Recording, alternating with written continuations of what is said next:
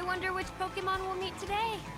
Alright, so I gotta admit, I'm a bit of a Pokemon hater. I am not a fan of the Pokemon Company, and anything they make in the modern day is just absolute trash. For a company that owns the most profitable franchise of all time, I am baffled by the low quality they put out on all of their games. But the further away you get from the core people at the center of Pokemon, I think the better Pokemon gets. It's got Sonic Syndrome, where Sonic Team makes the worst bits of Sonic. So when it comes around that Netflix is making a series called Pokemon Concierge, this is far more akin to the Pokemon I would like to see. The games may be terrible, but the world building is still fantastic, and just giving anyone else the reins of this universe, and I think some really genuine stuff comes out of it. I do like the Pokemon anime, and I like all sorts of spin-off versions of Pokemon games. In fact, my favorite Pokemon game is like the most unique and twisty on the mainline Pokemon games. It's the GameCube ones. But yes, this looks to be a lovely little spin-off idea. Instead of being all about the battles and the actions, it's just a simple,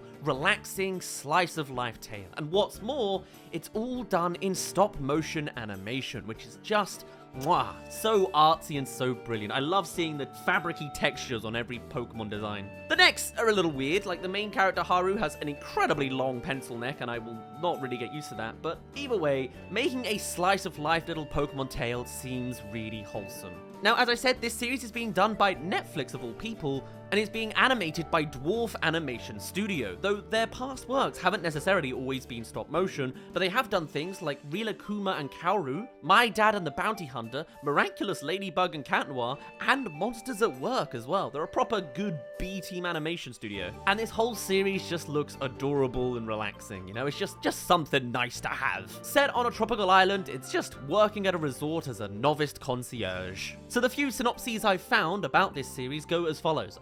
As new hires, there's a lot about tending to the needs of battle-hardened Pokemon that Haru and her partner Psyduck have to learn. But as tricky as it can be figuring out what Pokemon want, when Pokemon need a break, they head to a peaceful resort to relax, looked after by a team of Pokemon Concierge. The story follows newcomer Haru as she learns how to take care of Pokemon guests that include Pikachu, Eevee, Dragonite, and Magikarp. And as Haru figures out how to make her guest happy, she ends up discovering a new side to herself. There you are. Doesn't need to be more complex than that. It can just be episode by episode. What does this Pokemon that can only say their own Pokemon name want? Fix them up. Have a lovely time. Although it does make one wonder, if it's a resort for Pokemon guests, how do they pay? How is this profitable? What's going on? Is it volunteering? Regardless, it looks to be just a lovely, beautiful set piece. You've got all these sunset shots, the occasional night thing. I think it could just be really nice and emotional. Now, as for the cast, there is of course an English group and a Japanese casting. But for the English version, we have Karen Fukuhara, who was Katana in Suicide Squad, and Kimiko from The Boys. Very different vibes to this show.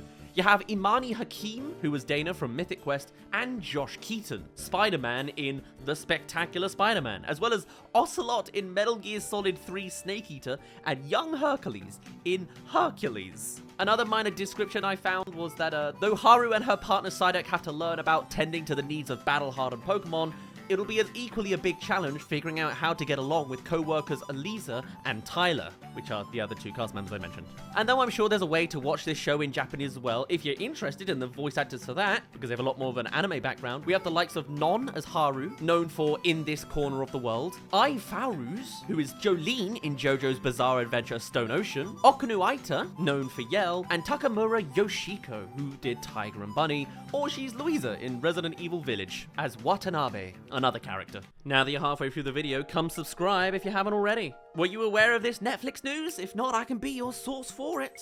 Plus, also, what's your opinion of this? Is like, are you sold by this, or are you just like, I really couldn't care less? I'm genuinely curious, because I love this. Anyway, yes, subscribe. Look, how many of you don't do it? You should feel guilty and pressured about it all.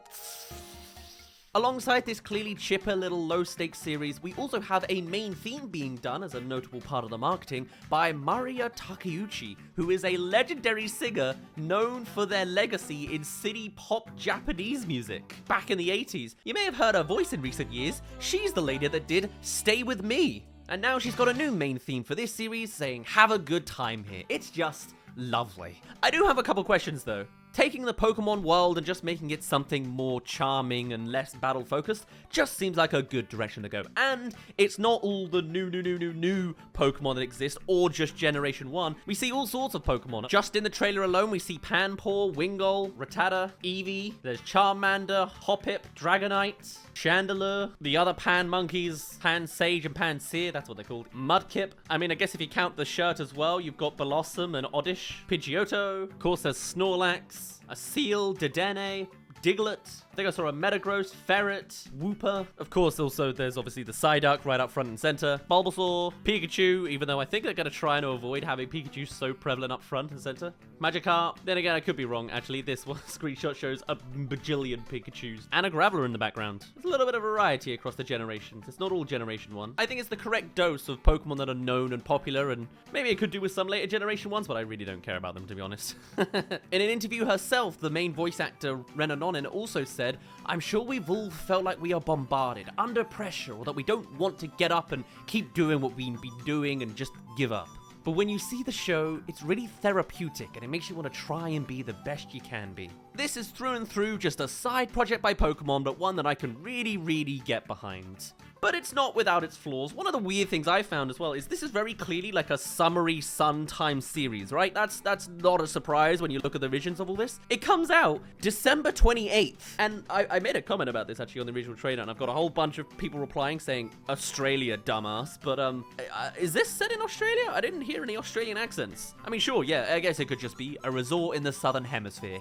Cool. I just think it's a little weird for Pokemon, you know? Oh well. Now, in regards to the production crew behind this series, this is being directed by Ogawa Iku, previously known for Hidari and I Wanna Be Your Friend, and the screenplay is being covered by Doki Harumi, known for Remember Member and Cyborg 009 Call of Justice 3. Although, from both of these, there's a lot of low ratings in their prior stuff. There's a lot of 5 out of 10s I'm seeing on IMDb, so maybe it's just giving people a chance, but oh well. How badly can you really mess up a series like this anyway? We've also got the concept art and character design being done by Uesugi Tadahiro. But other than that, what you see is what you get. A lovely summary series, a whole bunch of a spin-off thing, makes it greater than all the latest Pokemon games, very far away from the core central idea of Pokemon, being made by people we know, and being made by people we vaguely are concerned about, but it's not a problem. Coming out on Netflix for a Christmas season, so you can enjoy summer in the middle of your seasonal depression. Lovely! So though it's just a small side project, I'm just giving it all the attention it deserves. So yeah, just a mini one for today,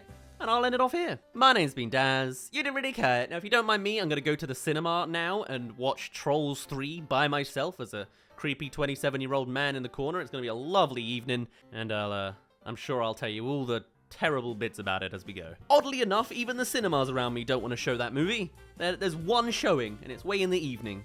Weird choice, so it's delayed more than I thought it would be. So I'm not gonna get that video out quite so early as I thought. Ah well. And I'll see you in a little bit.